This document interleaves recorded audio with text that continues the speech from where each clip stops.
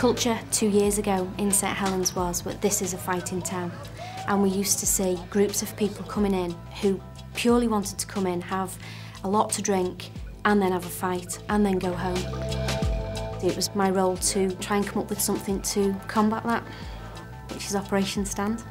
OK, if you want to make off to your beats then now, please. One of the tactics we use during Operation Stand is a penalty notice for disorder.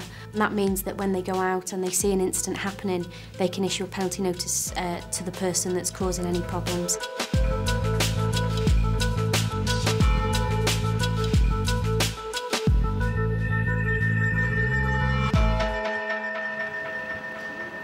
It's very well advertised that the police do act robustly towards people who act in an antisocial manner.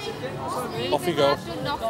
If you stay in the town centre, I personally will give you that fine that I talked about. We do issue £80 fixed penalty tickets for disorderly behaviour, urinating in the street, etc. What do we do Sunday? Like, we finally get it.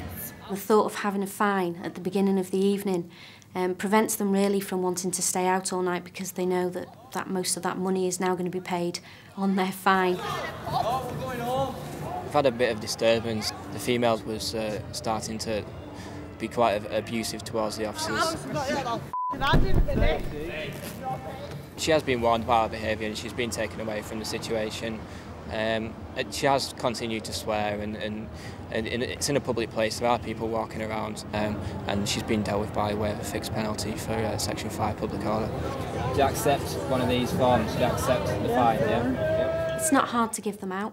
They really are quite a quick form and a very, very effective method of preventing serious assaults later on in the evening.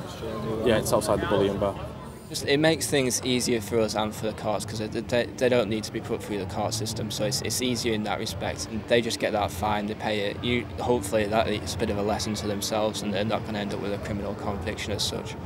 The majority of people who we give a notice for disorder, they recognise that their behaviour has been unacceptable and that it's been antisocial. We don't just hit them with the notice for disorder, we do tell them exactly what's been seen and the effect that they might be having on the people around them. Sign there, say you accept it. With the female that we've just spoken to then, I would hope that that's going to change her behaviour immediately. So you understand what you need to do? Yeah. Next time she's out and about in the town centre having a drink with her mates, hopefully she will remember that and be sensible, really. We've reduced violence from the nighttime economy by over 40%.